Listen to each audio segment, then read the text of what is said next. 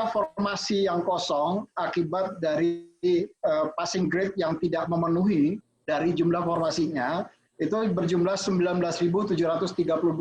Jadi untuk jabatan-jabatan yang pelamarnya tidak memenuhi passing grade. 19.732.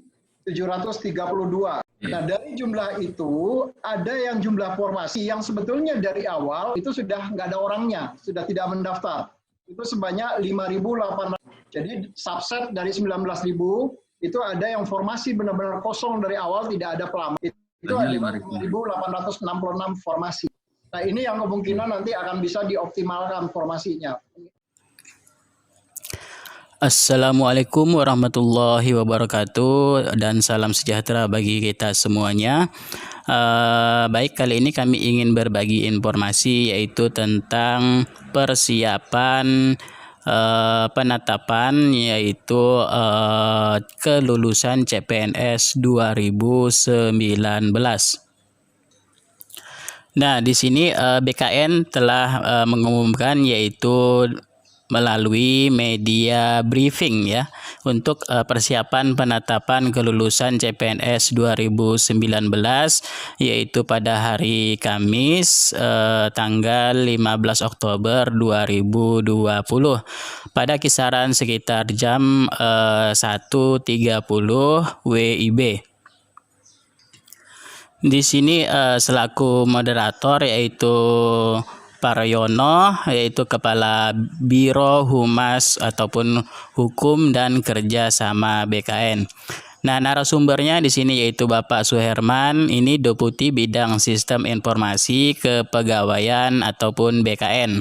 Nah, jadi narasumber yang kedua juga di sini yaitu Aris Windayanto. Ini adalah Deputi Bidang Mutasi Kepegawaian BKN. Nah, di sini beliau menjelaskan untuk dasar hukum ini ada 3 dasar hukum. Yang pertama ini melalui peraturan Menteri PAN-RB yaitu pada nomor 23 tahun 2019 tentang kriteria penetapan kebutuhan pegawai negeri sipil dan pelaksanaan seleksi calon pegawai negeri sipil tahun 2019. Kemudian yang kedua ini ada peraturan Menteri PAN-RB nomor 24 tahun 2019 tentang nilai ambang batas seleksi kompetensi dasar yaitu pengadaan calon pegawai negeri sipil tahun 2019. Kemudian yang ketiga ini peraturan BKN nomor 14 yaitu tahun 2018 tentang petunjuk teknis pengadaan pegawai negeri sipil. Nah, kemarin sudah dijelaskan juga yaitu tentang seleksi kompetensi bidang. Seleksi kompetensi bidang ini dilaksanakan pada 1 September sampai 12 Oktober 2020. Kemudian untuk alurnya lagi di sini tanggal 19 sampai 23 Oktober ini akan dilakukan rekonsiliasi ataupun hasil integrasi SKD dan SKB.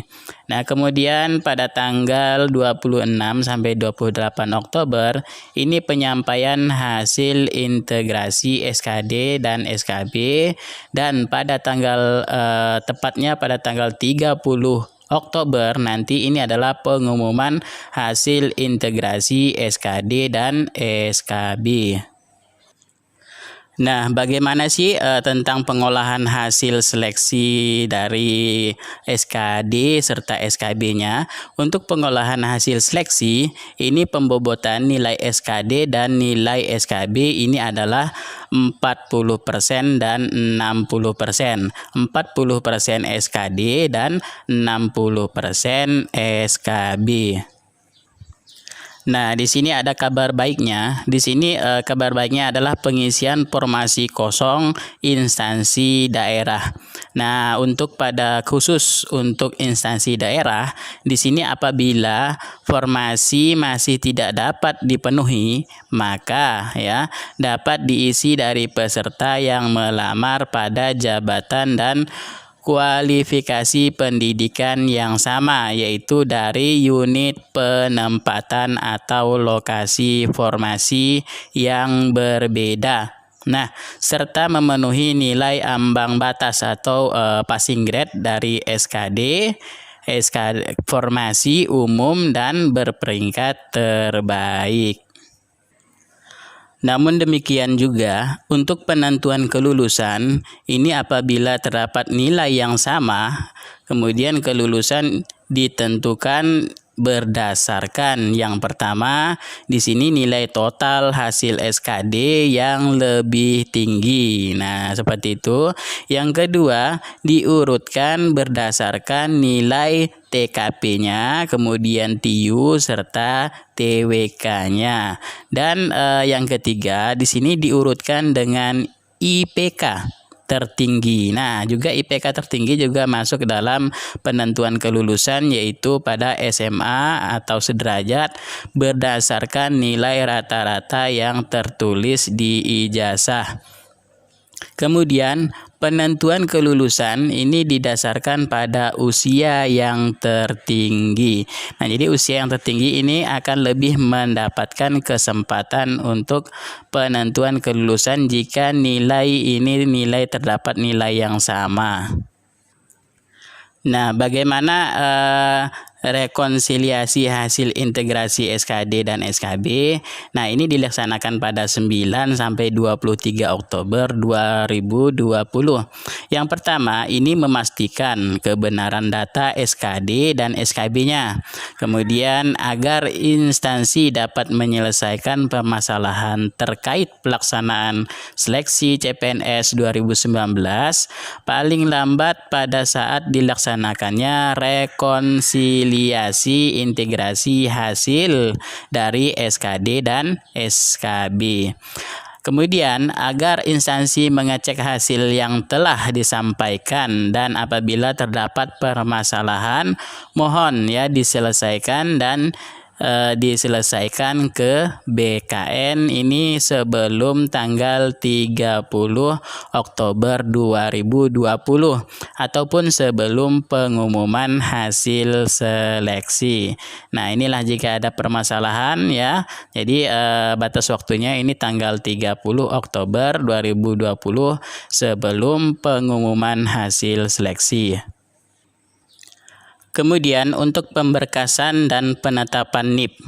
Nah, pemberkasan di sini sudah ditetapkan tanggalnya, yaitu 30 Oktober 2020 ini pada pengumuman.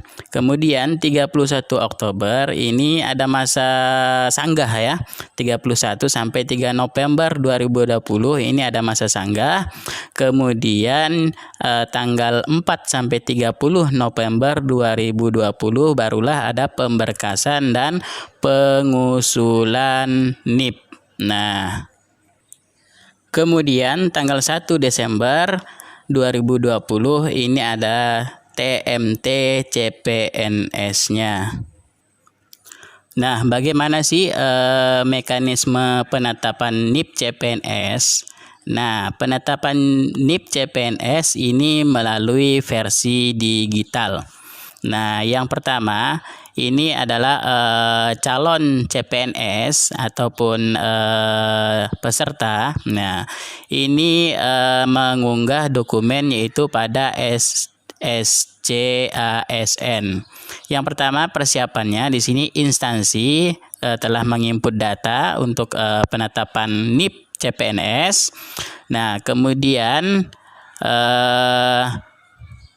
verifikasi dokumen di sini untuk para peserta, kemudian unduh partek, kemudian info dan pengambilan berkas BLT dan TMS. Nah, kemudian dari BKN ini persiapannya yaitu SAPK atau pemeriksaan data. Nah, kemudian dari BKN juga ini ada pemeriksaan Duku digital. Nah, di sini kelengkapan dokumen, kemudian ada kebenaran dokumen, kemudian create konsep praktek digitalnya, lalu kirim praktek digital, kirim berkas, dan BLT atau TMS. Nah, di sini ya. Nah, itu penetapan dari mekanisme penetapan NIP dari CPNS-nya. Nah, di sini juga ada data yaitu pelaksanaan SKD CPNS Formasi 2019 ya. Kemarin itu jadwal pelaksanaan 27 Januari 2020 ini sampai pada 10 Maret 2020. Nah, jadi di sini kita telah mendapatkan sebuah grafik ya. Grafik untuk pelamar CPNS ini mencapai 4 juta ya di 197.218. Nah, yang memenuhi syarat ini ada sekitar 3.364.4.802 dan yang bisa terdaftar ikut ujian ini sekitar 3.361.802 dan yang menghadiri pelaksanaan. Nah, di sini ada 3.067.821. Nah, di sini juga kita mendapatkan yaitu rekapitulasi SKD CPNS 2019. Untuk persentasi ini yang memenuhi passing grade ini berjumlah ya, yaitu 45%.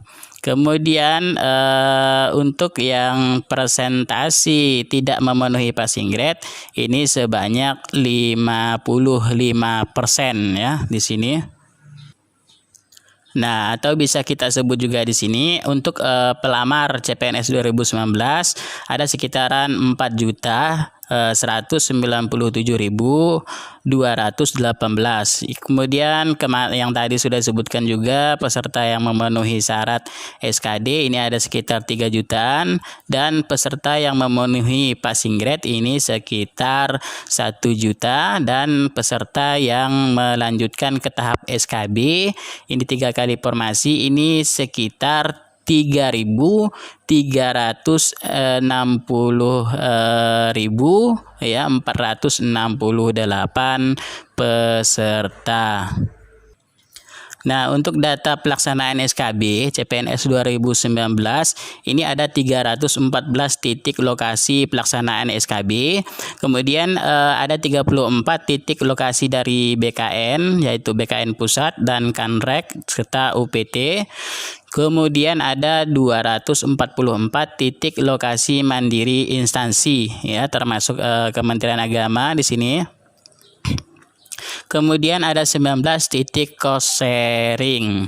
Nah, kemudian untuk peserta yang ikut SKB ini sekitar 336.468 dan 150.315 formasi.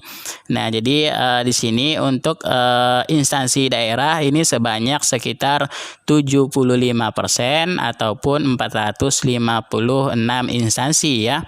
Dan untuk instansi pusat ini sekitar 25% ataupun 65 instansi.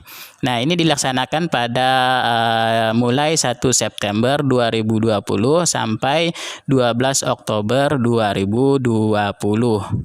Pelaksanaan SKB ini banyak revisi ya, yaitu untuk revisinya ini ada penerbitan surat edaran terkait ujian pada masa pandeminya ya. Nah, jadi di sini full online semua. Pengembangan aplikasi chat BKN ini secara full online ya. Nah, tetap terawasi dan fiturnya registrasi peserta online juga untuk mencegah penyebaran dari pandemi ini ya. Kemudian BKN juga ini melakukan perubahan SOP dalam pelaksanaan ujian. Ini dapat menyesuaikan standar protokol kesehatan dan serta tetap menjaga transparansi dan akuntabilitas dalam penyelenggaraan sistem seleksi CPNS 2019 ini. Mari kita dengarkan sebentar, yaitu tentang perhitungan nilai hasil SKD dan SKB-nya. Bagaimana sih cara perhitungannya? Mari kita simak berikut ini. Perhitungan nilai SKB dan SKD integrasinya tadi sudah disampaikan oleh Pak Aris, ada 60% itu dihitung berdasarkan SKD dan 60% berdasarkan SKB. Nah, kira-kira komposisinya seperti ini. Jadi kalau berdasarkan untuk perhitungan 40% SKD-nya, misalnya TWK-nya dia mendapatkan nilai 80, IU-nya mendapatkan nilai 100, dan TKP-nya mendapatkan nilai 143. Sehingga total nilainya itu 323.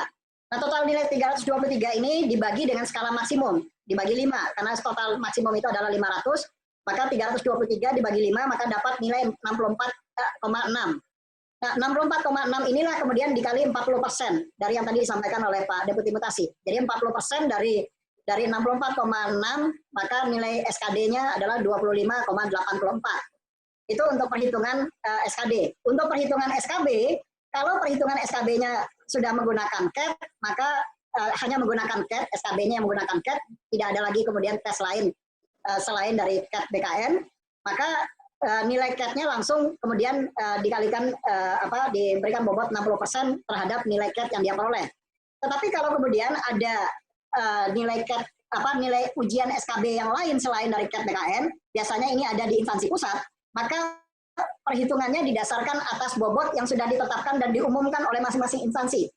Jadi misalnya kami ambil contoh, misalnya ada ujian menggunakan CAT BKN, kemudian ada ujian menggunakan tes praktek kerja, misalnya ini untuk posisi dosen misalnya, kemudian ada tes psikotes, maka bobotnya sudah ditentukan oleh masing-masing instansi dan diumumkan kepada seluruh peserta. Bagaimana mekanisme bobot penilaian dari masing-masing SKB. Nah, kalau misalnya untuk CAT, kalau dia CAT-nya misalnya 275, maka CAT-nya kemudian dibagi dengan nilai maksimumnya. Maka dibagi 5, dia mendapatkan nilai 55. 55 ini kalau bobotnya 50%, maka 55 dikali dengan 50%. Maka dia mendapatkan skor 27,5 itu dari CAT BKN-nya. Kemudian dari tes praktek kerja, bobotnya 40%. Kalau dia mendapat nilai misalnya 71,79, maka 71,79 dikali 40%, maka dapat 28,716. Begitu juga dengan psikotes, kalau bobotnya 10% dan psikotesnya mendapat nilai 64, maka 64 dikali 10%, jadi dapat 6,4. Nah, nilai inilah yang kemudian ditambahkan, nilai CAT BKN ditambah tes praktek kerja ditambah psikotes, itulah yang kemudian mendapatkan nilai akhir SKB-nya. Jadi nilai akhir SKB-nya adalah 62,616. Nah, 62,616 ini dikalikan dengan 60%, karena bobotnya adalah 60% dari nilai SKB. Sehingga total nilainya adalah 37,57. Ini adalah nilai SKB yang diperoleh dengan bobot 60%. Nah, nilai inilah yang kemudian ditambahkan dengan bobot nilai SKD yang sudah dibobotkan 25,84 ditambah dengan 37,57, maka nilai akhir dari SKD dan SKB-nya itu adalah 63,41. Inilah nilai yang kemudian diurutkan berdasarkan ranking tertinggi. Jadi kalau dia nilainya 63,41 adalah yang paling tinggi, maka dialah yang kalau formasinya hanya ada satu di situ, maka dia akan mengisi formasi yang satu tadi. Nah, tadi Pak Deputi Mutasi juga sudah menggambarkan bagaimana kalau melakukan optimalisasi formasi yang tidak terpenuhi misalnya. Nah, di sini juga ada simulasi untuk optimalisasi formasi tidak terpenuhi. Nah, maka untuk yang P dan L-1 di sini perpindahan antar jenis formasi dengan jabatan dan lokasi formasi yang sama ini serta memenuhi kualifikasi pendidikan dan passing grade formasi umum serta pusat dan daerah. Nah, untuk jabatan peranata komputer pertama ini kantor regional ke-12 ya. Nah, untuk disabilitas ini jumlahnya 1 ya. Kemudian untuk formasi umumnya jumlahnya 3 dengan nomor peserta 005 ini PL ya. Kemudian 043 P dan L, kemudian 022 PL, ini 096 P, kemudian TL dan 085 P, kemudian TL dan 259 P dan TH. Ini hanya simulasinya. Kemudian formasi lulusan terbaik ini ada jumlahnya 2, yaitu nomor peserta misalkan di sini 053 kemudian P dan L.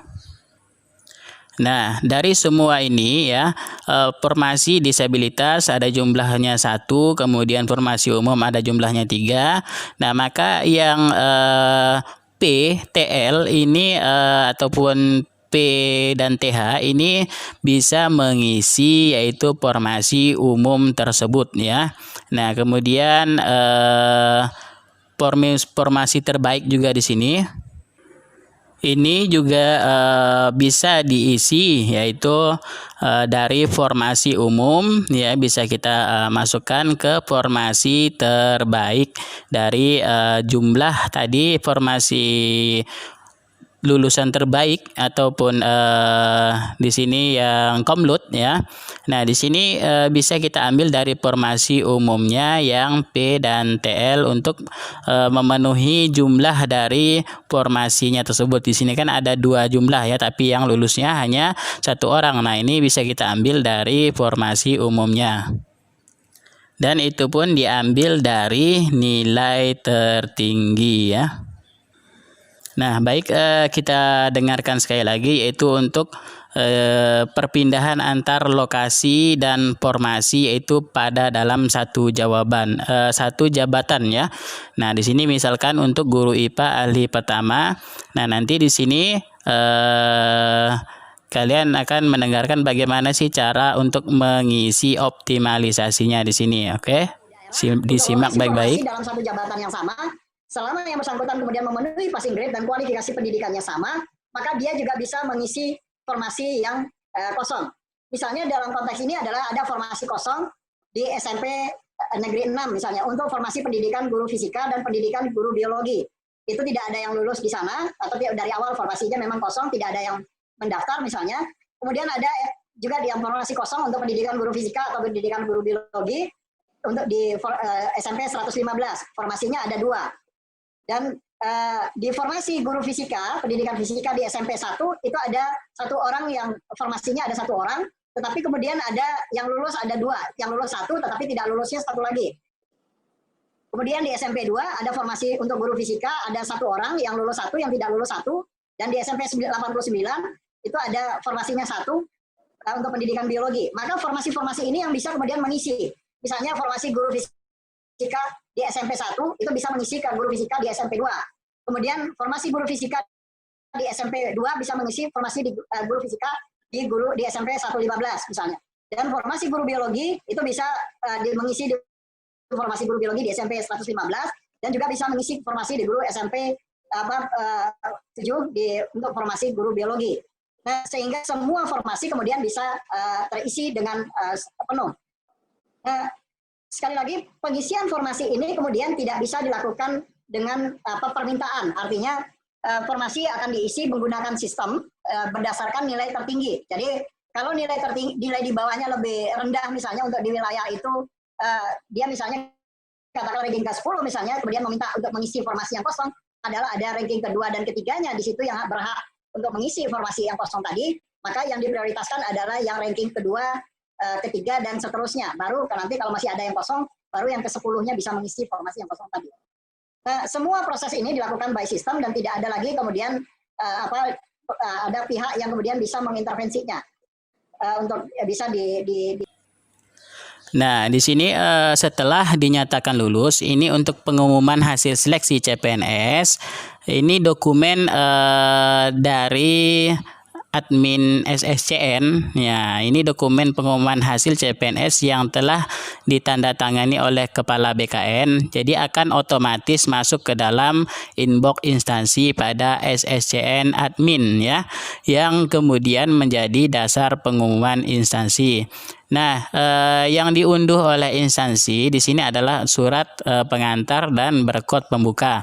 Kemudian ada rekapitulasi hasil integrasi SKD dan SKB, dan detail hasil integrasi SKB dan SKD dan SKB. Ada Excel detail hasil integrasi SKD dan SKB. Nah, jadi instansi di sini wajib melakukan pengumuman kepada peserta yang dinyatakan lulus dan mengisi DRH. Apa itu DRH? Yaitu daftar riwayat hidup, yaitu pada aplikasi SSCN. Dengan akun masing-masing peserta sekaligus upload ya dokumen persyaratan penetapan NIP-nya. Nah, dokumen persyaratan penetapan NIP ini selanjutnya diupload ke Duk Digital untuk dilakukan verbal oleh instansi menggunakan API Service. Nah, jadi DRH selanjutnya diupload ke SAPK ini melalui API Service. Jumlah formasi yang kosong akibat dari passing grade yang tidak memenuhi dari jumlah formasinya itu berjumlah 19.732. Jadi untuk jabatan-jabatan yang pelamarnya tidak memenuhi passing grade 19.732. Nah, dari jumlah itu ada yang jumlah formasi yang sebetulnya dari awal itu sudah nggak ada orangnya, sudah tidak mendaftar. Itu sebanyak 5.866. Jadi subset dari 19.000 itu ada yang formasi benar-benar kosong dari awal, tidak ada pelamar. Itu ada 5.866 formasi. Nah, ini yang kemungkinan nanti akan bisa dioptimalkan formasinya. Nah, seperti itulah kira-kira untuk persiapan pelaksanaan penetapan kelulusan CPNS 2019. Nah, di sini ada tambahan dari data yang diberikan oleh Bapak Suherman, ini Deputi Badan Kepegawaian Nasional. Di sini beliau mengatakan di sini ada sekitar 19.000 formasi yang kosong ya, alhamdulillah di sini ya. Jadi banyak kesempatan bagi para peserta di sini untuk mengisi formasi kosong tersebut. Nah, saya ulangi lagi, di sini sekitar 19.792 ya. Nah, mari bisa kita dengarkan di sini oleh Bapak Suherman tentang formasi kosongnya tersebut. Nah, seperti itulah kira-kira, mudah-mudahan ini informasinya sedikit bermanfaat bagi kita semua, dan mudah-mudahan tahun ini semua mendapatkan NIP ataupun mendapatkan hasil yang terbaik. Oke, kurang lebihnya mohon maaf. Billahi taufiq wal hidayah. Wassalamualaikum warahmatullahi wabarakatuh.